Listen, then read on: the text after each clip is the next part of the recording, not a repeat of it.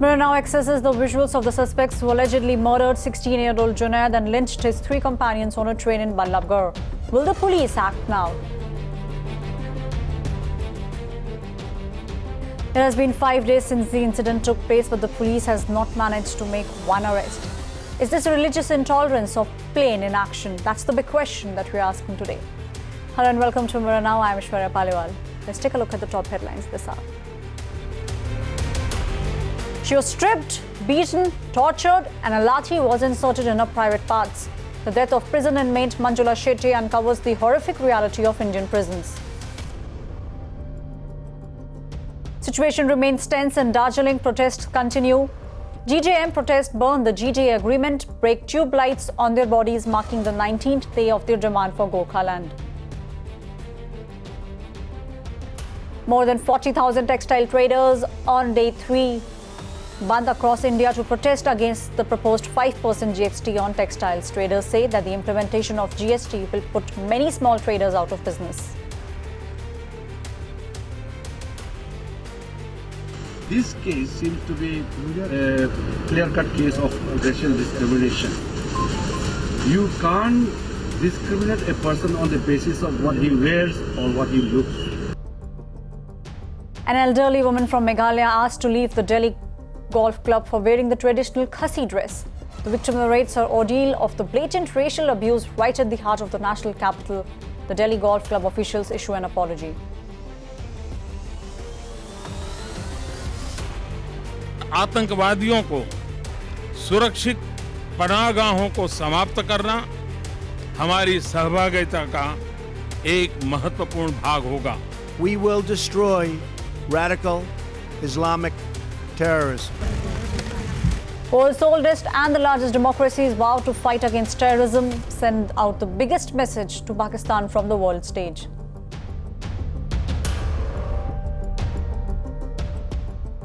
Mirror now has accessed the visuals of the suspects who allegedly murdered 16-year-old Junaid and lynched his 3 companions on a train in Ballabgarh. It has been 5 days since 4 young men were brutally attacked in broad daylight on a train. Only 1 person has been arrested so far, with investigations continuing at a snail's pace. It was Black Day for the villagers of Kandivali yesterday who spent their Eid mourning the victims. How much longer will it take to serve justice? Now, even with the pictures of the suspects are out, we are asking, how much longer shall it take for the police to make any arrest in this case?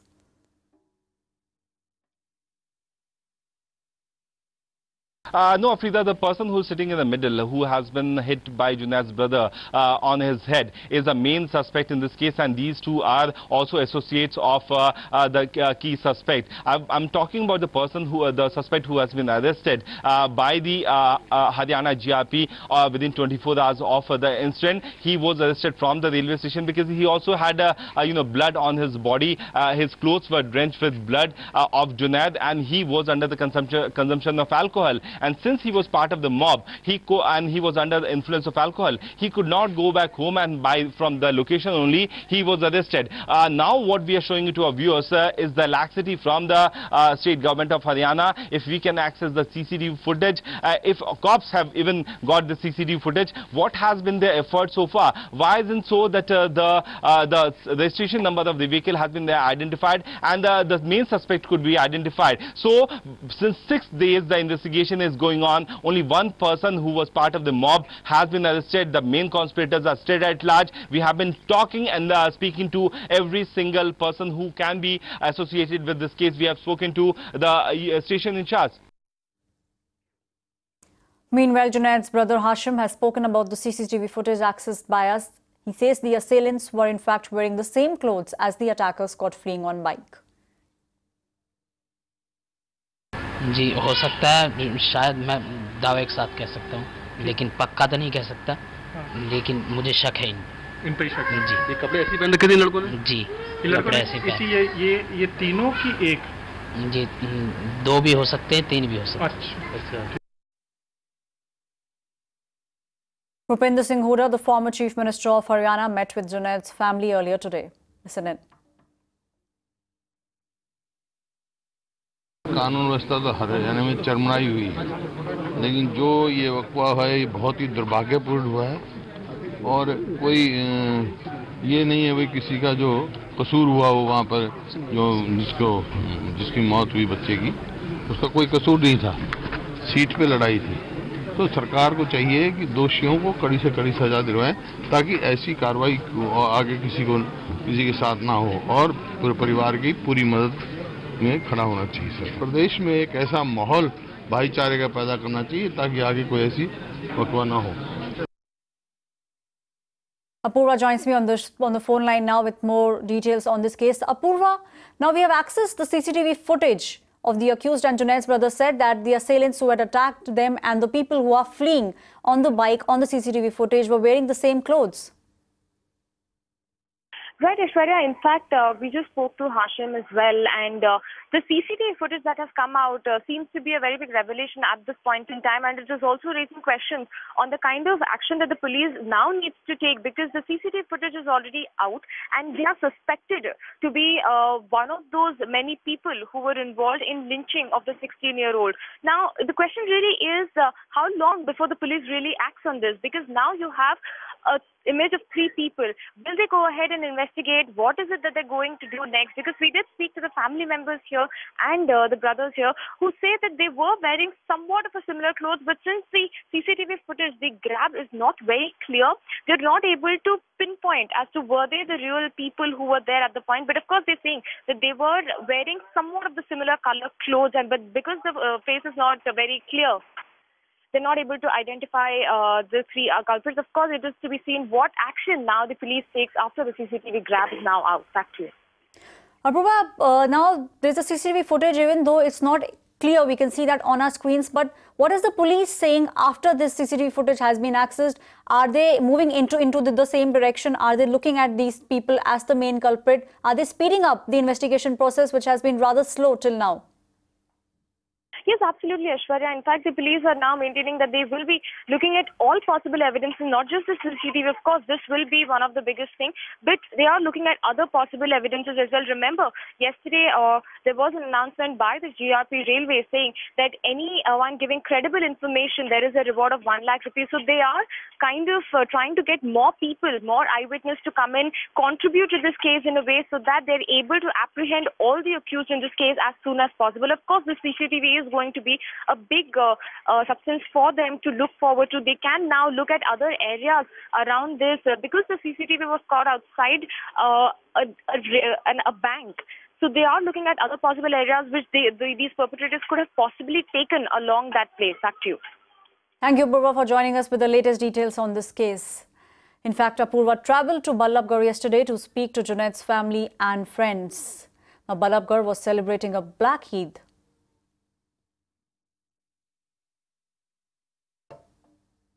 While the entire nation is celebrating Eid, there is one village in particular in Ballabgarh which certainly is not celebrating Eid because their own villager was lynched to death.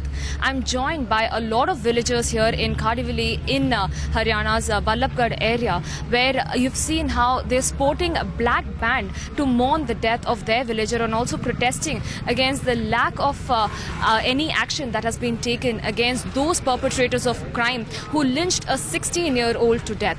Let me go across to some villagers here. See, this is not a single village who not celebrating Eid. We have a lot of villages around that village, near the 15 or 20 villages. They are not celebrating their Eid. They are doing peaceful protest with that black band on their arms. ऐसा नहीं है कि घटना पहली बार हुई है, इससे पहले भी बहुत सारी घटनाएं हो चुकी हैं.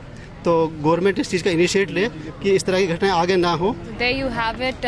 These are the kind of voices that you are getting from this particular village, where a lot of people here knew Junaid, the 16-year-old boy who was lynched to death, and they say that they have a lot of aspirations that this boy had. He was a very charming boy who was always smiling all the time, and they still cannot recover from the loss that they are experiencing at the moment. In Ballabgarh, this is Apurva Sridhar for Mirror Now.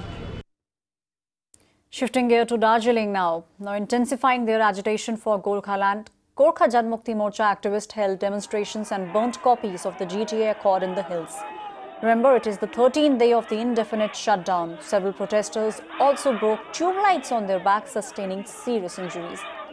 All the 45 elected members of the Gorkha Land Territorial Administration who belong to JGM resigned last week. Here's what the protesters have to say.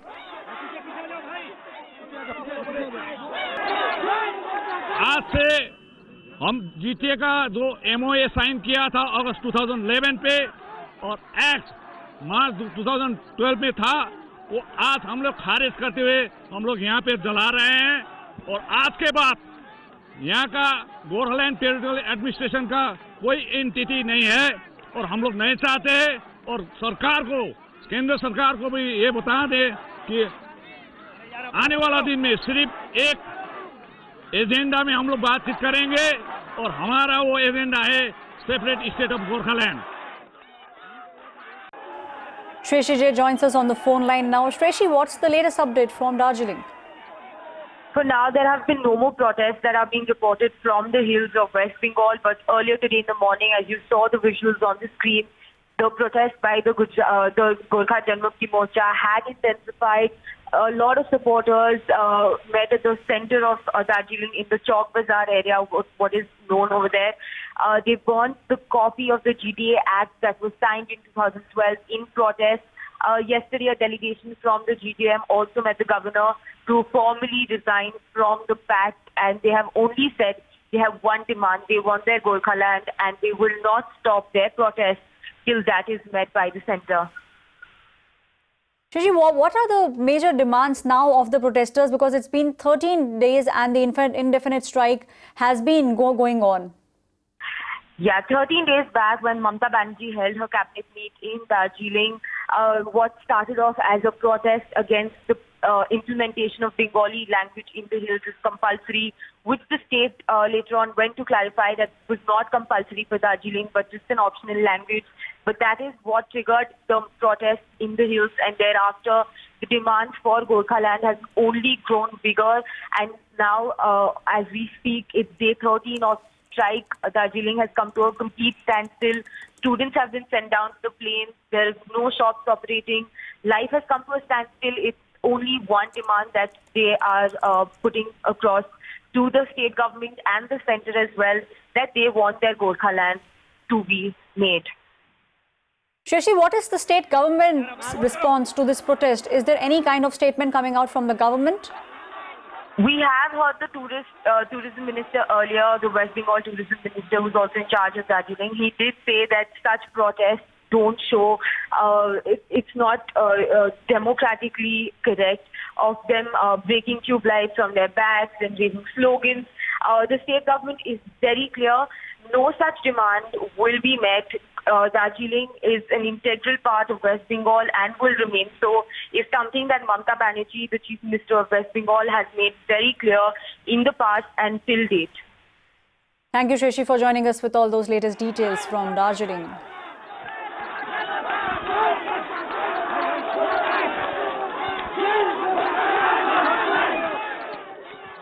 जी ये demand जो है वो भी गोरखालैंड के लिए है। अब तक जो हुआ है हम लोगों को नेपाली भाषी गोरखा लोगों के ऊपर बंगाल का जो अन्याय अत्याचार है, बंगाल से हम लोग अलग अलग रहना चाहते हैं। हम लोगों का भाषा अलग है, संस्कृति अलग है, उसकी वजह से हम लोगों को गोरखालैंड राज्य चाहिए। इसके लिए हम लोग अपना खून भी बहा सकते हैं। ये मैसेज है बंगाल सरकार को। An incident of racial abuse has emerged in Delhi's elite golf club. An elderly woman from Meghalaya has alleged that she was asked to leave the Delhi Golf Club as she was wearing a traditional Khasi dress. The woman and her employee both were invited for lunch at the Delhi Golf Club by a member, but the woman was humiliated. 10 minutes into the lunch, two club employees approached her and asked her to leave. While the club apologized earlier today, the question we are asking here on Mirror Now is, how much longer will people from our own country have to face such humiliation and injustice? What is it about the traditional garment that is not appreciated?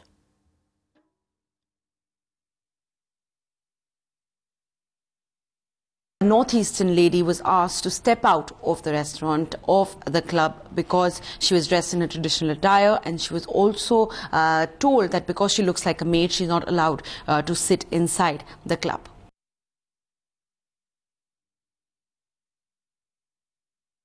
उस दिन में manager हमको बोला था ऐसे dress पहन के यहाँ में आने नहीं सकता, अच्छा नहीं लगेगा यहाँ में ऐसे ड्रेस पहन के। तो अलाउ नहीं है यहाँ में आने के लिए, तो आप बाहर निकालो। तो हम लोग बाहर में निकाल गया। तो हमको बहुत ख़राब लगा, बहुत बुरा लगा, क्योंकि इतना साल कोई ऐसा वाला बोलने वाला नहीं है। खाली ये संडे हमको ऐसा बोला तो हम बहुत ख़राब लगा अपना को, क्योंकि हम कितना जगह घूम करके आया, कोई बोलने वाला नहीं है इसे।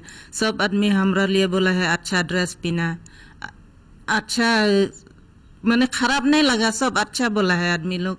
लेकिन वो गोल्ड क्लब में गया तो ऐसा बोल दिया हमको, तो हम बहुत ख़राब लग गया। The reservation was for 9 people, and Thailand Lingdo was one of the invited people.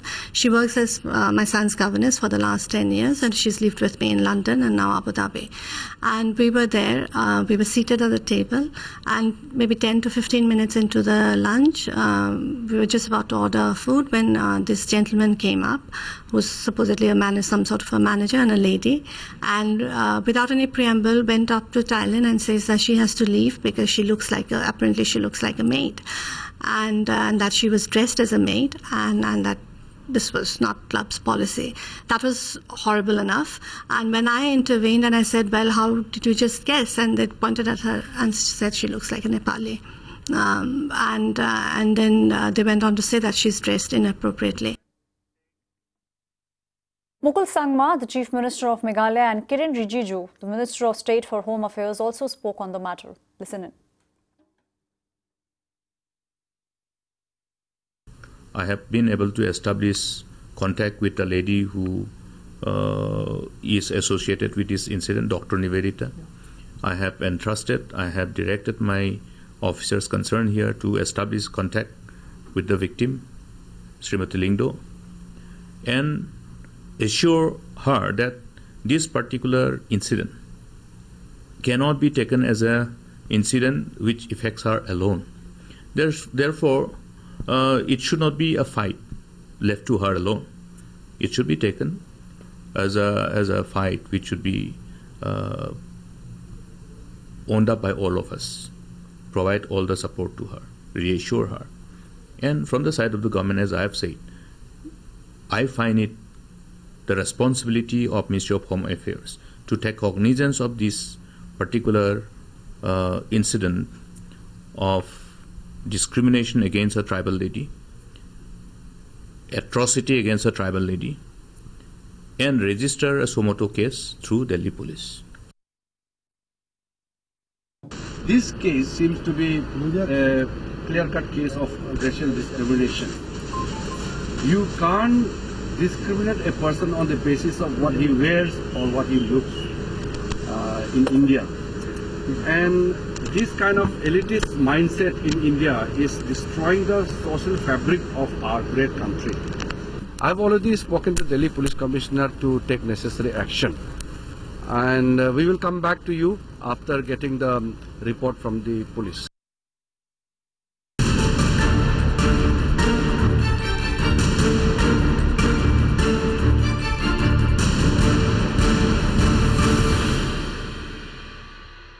The countdown to the rollout of the Goods and Services Tax 2017 has begun, and several industry bodies are now raising concerns over its implementation.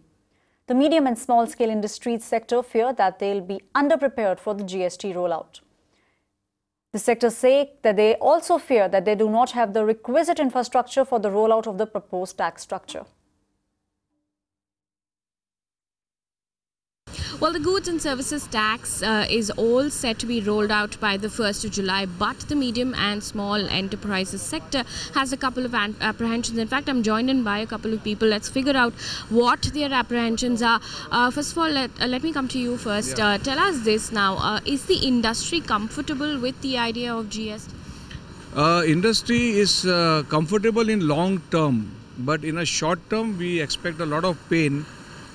Because people have a problem of understanding all about the returns and the invoices and the deliveries. People are not knowing the exact law, how it's going to take up. And certain industries where the rates have increased much more than they were earlier, like plastics and leather industries. Especially the consumers is going to suffer there because the rates will go up higher by 10%. You work for the rubber industry. Your effective tax rate is going to go up with the GST coming. Basically, most of the rubber industries are MSMEs and they contribute to a very positive part of the GDP. However, most of them are already not under excise. So if you're actually paying about, say, 13.5% right now for VAT, after GST, you're going to end up paying around about 28%. So your effective factor of your money which you're going to be going out every month is higher, but you're still going to be paid the same 60 days. Also tell us, the threshold has now gone down. Do you think we have that kind of infrastructure for people to actually understand this entire? No. That's the biggest issue the MSME has. Threshold of 1.5 crores has come down to 20 lakhs. So 95% of the business people will be under this GST scheme, and they definitely do not have the infrastructure, nor the knowledge, nor the manpower to do all this job. After the rollout, there's been an initial 2-month exemption that's been given to the industry. Is the industry comfortable with that? Maybe we would have some extension in future also, because I don't see even the government agencies being well versed with each and every aspect of the taxation. Since day before yesterday only we have come up with a revised tax list and other things. So what we are expecting in near future is at least minimum 4 to 6 months of leniency towards getting all the returns and stuff. Textile traders across India called for a 3-day bandh starting today. The wholesale markets in various states pulled their shutters down to protest the proposed 5% goods and services tax levied on textiles. Traders say that the implementation of GST will put many small traders out of business. It would also increase their expenditure owing to the use of digital technology. As many as 40,000 traders have participated in the bandh. Richa Sharma gets us this report from Mumbai's Bhuleshwar market. That's right, I'm currently standing in the Kalba Devi area in Mumbai, which is famous for its wholesale as well as traders of textile as well as cloth. And as you can see right behind me here at this chamber, notice as well as hoardings have been put up of these traders who are protesting and demanding this strike against the GST, and they just don't want the waiver from the 5% increase in the overall tax which will be implemented this GST, but they also want that they want to be much more equipped and trained, because right now they are working manually, and if GST is implemented starting next month, they will have to set up computer systems and change their tax system, which currently is extremely manual and credit based. Speaking to a number of traders, they have also stated that the government did not even once ask or even took any kind of a suggestion from them to inform them about the implementation of the GST, and they have also stated that they want to be given, the demand that they are stating is that they want that the government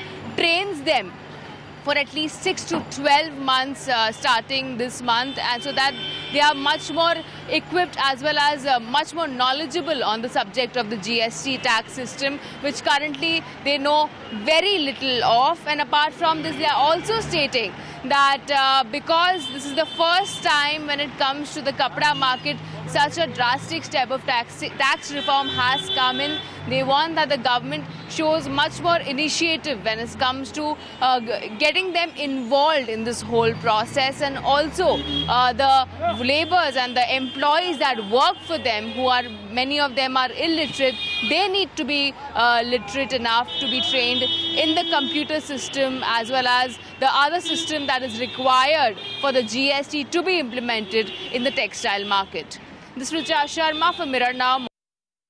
Talk to a few traders here themselves. I'm currently standing with a few of them, and let's understand what problems they are currently facing when it comes to the GST. Sir, आप बताइए आपकी understanding में GST को लेकर आप में क्या समस्याएं आप फेस कर रहे हैं व्यापारी के तौर पर? समस्या तो ये है कि ऑलरेडी मोदी जी सरकार से अपील कर रहा हूँ कि आगे जो नोटबंदी के हिसाब से जो भी बिजनेस का जो पूरा ये लॉस हो रहा है, और उसके अगेंस्ट में अभी आपने जो GST निकाली है, और GST के एक्चुअली क्या इतने भी वो टैक्सेस बढ़ा दिए हैं, हालांकि अभी 5% से 5% 12%, 80% और 28%, उनका कोई लिमिट नहीं है। इतना रिजनेबल रेट में होगा, इतना अपन ज़्यादा सेल कर सकेंगे, उसके हिसाब से जो जितना टैक्सेस कुछ कम होना चाहिए था, और इसका जो प्रोसेस है वो भी कुछ कम होना चाहिए था। अभी तक जीएसटी पेपर लोग के कुछ समझ में नहीं आ रही है कि जीएसटी क्या चीज़ है, उसका कैसे उसका फॉलो करने का। कुछ ट्रेन करने को लेकर कि जीएसटी क्या है, इस बारे में बताया आपको? Booklets have distributed from our MLA Raj Purohit ji.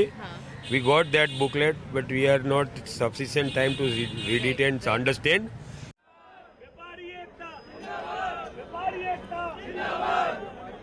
Similar concerns were raised by textile traders in Delhi. Textile traders in Delhi claim that they have already been facing very stiff competition from local and international markets and have expressed fear that there would be a complete collapse of the sector, leading to large-scale unemployment. Apurva Sridhar gets us more details from Delhi. The Traders Association here in Chandni Chowk in New Delhi have called for a 3-day shutdown, and all the traders here, the wholesale vendors here, have all shut their shops here in Chandni Chowk area. As you can see around me, they have all been vehemently protesting against the implementation of GST. They want GST to be removed, and they say that all the measures in GST is absolutely impractical and they cannot follow it. In Chandni Chowk area, this is Apurva Sridhar for Mirror Now. हम इसको कैसे कर पाएंगे, हमें खुद ही नहीं समझ आ रहा। कपड़े वाले तो बिल्कुल बंद ही कर देंगे, हम तो रोड पे आ जाएंगे इन चीज़ों को लेके। टैक्स के मतलब के टैक्स देने में कोई दिक्कत नहीं हमें, पर इसका इतना कॉम्प्लिकेटेड है ये चीज़ जो हम कर ही नहीं सकते। एक महीने में आप 3 बार टैक्स भरेंगे, पहले लाने पर, फिर उसके बाद उसके बेचने पर। हम कपड़ा बेचेंगे, इस दुकान, ये छोटी सी दुकान है, आप देखें आपको कहीं जगह दिख रही है, हम कंप्यूटर रखे हैं साथ में, प्लस सीए की फीस हम वो ट्रिपल और मांगेंगे कि मैं इतनी मेहनत कर रहा हूँ, मैं उसकी फीसेज और भरूँ, मैं मतलब अपना सारा जो कमा रहा हूँ टैक्सेस में भर दूँ। मैं मानता हूँ बहुत सारी चीज़ों के लिए अच्छा हो रहा होगा, लेकिन बहुत सारी चीज़ों के लिए बुरा भी हो रहा है, उसको भी तो देखें ना। That's all the time we have on the show right now. Keep on watching Mirror Now.